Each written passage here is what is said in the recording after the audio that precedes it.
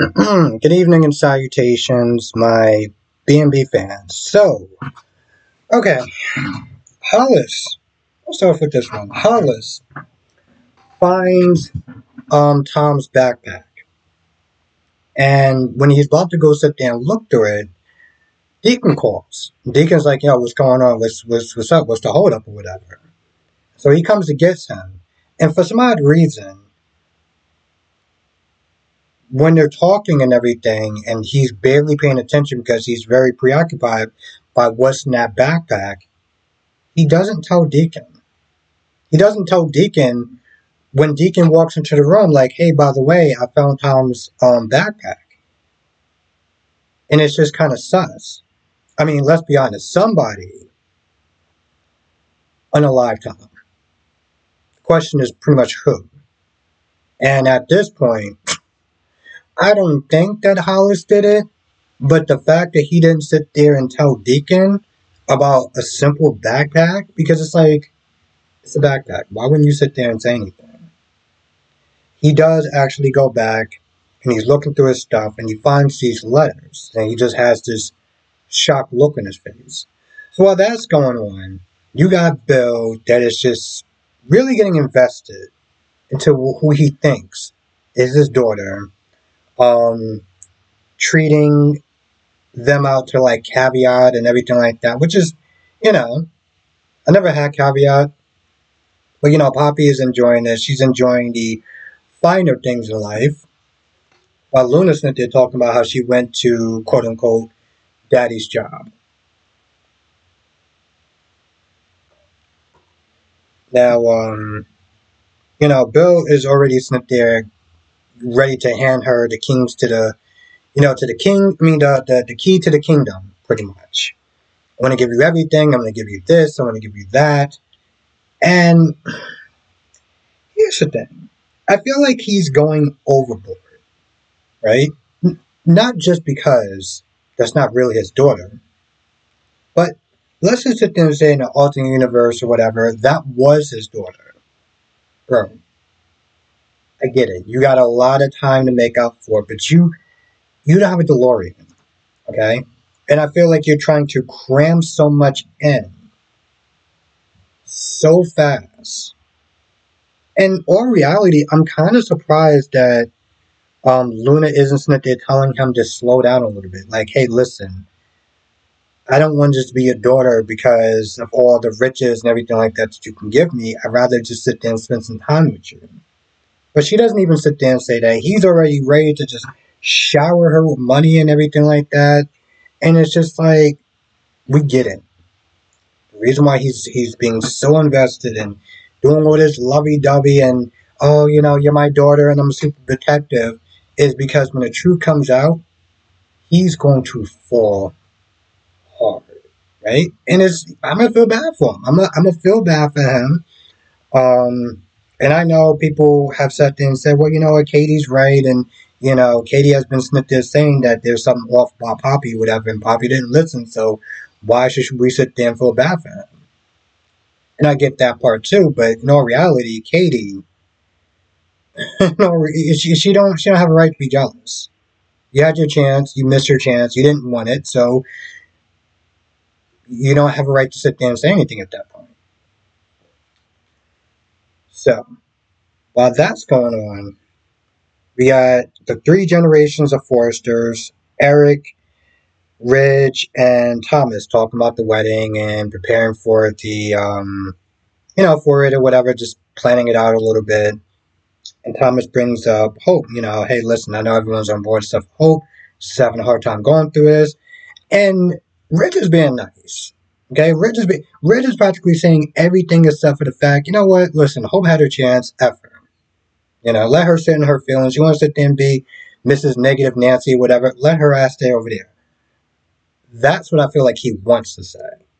But he's just like, listen, she had her chance. She didn't want to commit. She'll find somebody and everything will be all good in her pretty much. That's his nice way of sitting there saying what I just said that I'm pretty sure he probably wants to say. Now, Brooke she had this conversation yesterday. She had it today. Um, but I'll just sit there and just reiterate it if you missed it yesterday. Brooke pretty much is psychoanalyzing her. And she says, hey, listen, the reason why, okay, the reason why you are going so hard on trying to get Thomas is to avoid your feelings for Finn. So now Thomas is back, and now you can be like, oh, okay, I don't have to sit there and deal with that. Let me sit there and try to get with Thomas this way I can avoid being attracted to Finn. And I'm pretty sure she said that yesterday, so you think I'm just using him? Yes. Yes, that's exactly what you're doing. I mean, that's partly what you're doing. Yes, there's an attraction towards Thomas, and it is what it is. But you also are using him. It's both. It's a bit of both. You also are using him to avoid your feelings.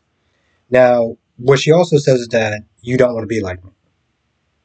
I don't really understand where that's coming from because she's like, this is the reason why you're so steadfast on trying to be with Thomas and not be a homewrecker or whatever, because I was a homewrecker. And she pretty much kind of brings up her past and how she was a just terrible person. Okay, to put it lightly, a terrible person back in the day. And she hurt a lot of people. I mean, a lot of people, because she was selfish, self centered, whatever you want to sit there and call it. And she's like, you don't want to make the same mistakes as me. You need to find a way to let it go and move on and wish him well. And so at some point, Hope is in Thomas's office. Don't really know what she's doing there, but I actually tell you, I don't think it's Thomas's office. I don't think it's Zenya's office. Anyway, she's there. Thomas comes in, and Hope apologizes for her behavior and how she handled things, and wishes him well. And Thomas is like,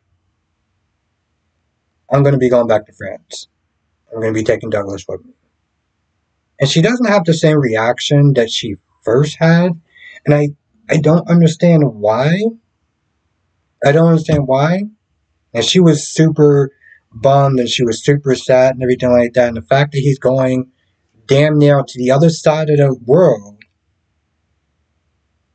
I feel like there should be a little more pushback.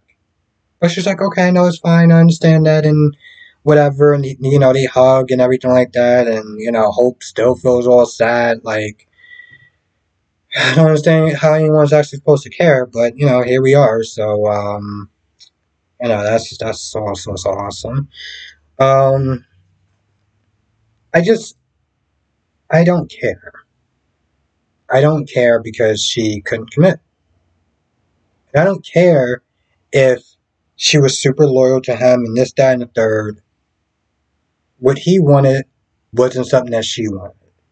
And he shouldn't have to sit there and be with somebody who is not on the same page as them, as him. Point blank, period. Um, what else?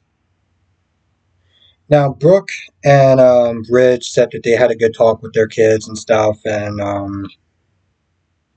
Brooke is pretty much like, well, Hope is starting to become in a better place, and Ridge is like, well, that's good. That's good. Like, honestly, to tell you the truth, I'm not a fan of Ridge, but I understand. I'm with him on this whole. Hey, listen, she had her chance. She didn't want to be with him. My son wants to sit there and commit. Wanted a commitment that you couldn't give him, and he even sat there and said in a couple episodes before, is she's coming across as very self-centered. If we're gonna be honest. And Brooke keeps coming up with the same BS, tired ass line of, she wasn't ready to sit there and get married. Okay, fine. And why should you have to sit there and wait for that? Who cares if she wasn't ready to get married? That's her problem. That's her problem. Okay? Maybe she could sit there and take that to another man that's going to accept that, but he doesn't have to. Anyway, I feel like that's about it. If I forgot anything, write it down in the comment section. Before, I said in the other 3 videos, I'm not going to be doing the live stream tonight. I gotta wake up super early in the morning, and I would just rather just give my full attention to the chat as opposed to being like, oh, it's getting a little kind of late. Let me sit there and start to wrap this up a little bit. I don't mind doing that sometimes, but I'd rather just sit there and just give it my all than to, you know, kind of cut it a little short. Um, anyway, that's pretty much all I got. Or, yeah, so like I said, write it in the comment section below, or we can sit there and talk about more tomorrow, as well as tomorrow's episode, and we'll talk about all four of the soaps. You know what they are at this point. I shouldn't have to sit there and say. Anyway, with that being said, I'm going to go. I'll see you in the next video and next live stream tomorrow.